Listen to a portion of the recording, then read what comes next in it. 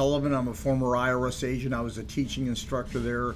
You know, when I started my practice, I tell everyone this. I thought I'd be doing settlements all day because I used to work the offer and compromise program, and I know this. Matter of fact, I wrote a book about IRS settlements. I mean, I know if your offer is going to be accepted before you even file it. That's if it's true. But you know, a lot of people want to file their tax returns. They lost their records and now they're frozen and scared.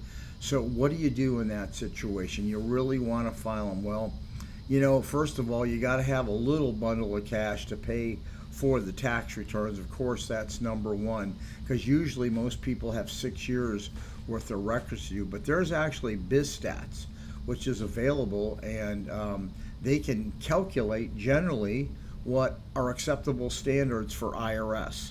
IRS will use those standards in cases of lost records. About, I would say, 75% of all the people that call us to prepare your back tax returns are self-employed. They're not making current estimate payments. You're going to need to do that. We'll talk to you about that. But then they've lost their record. So you don't have to be nervous or worried. This is something like we do every day that's normal, or probably bunches of other people do that's normal too. But anyway, there's different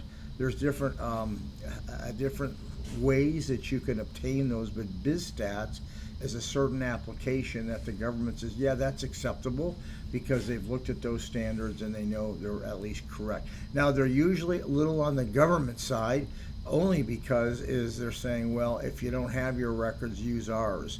So just so you know, there's ways of reconstructive the little records you have to get your lowest tax that you're going to owe. By the way, most of the people who've lost their records and haven't filed for years are going to get an offer and compromise put through generally, and that's what we do well. So anyway, stop fretting if you lost your records and want to file. There are ways to still file your return that are just kind of everyday for us. Thank you for listening. I appreciate your time.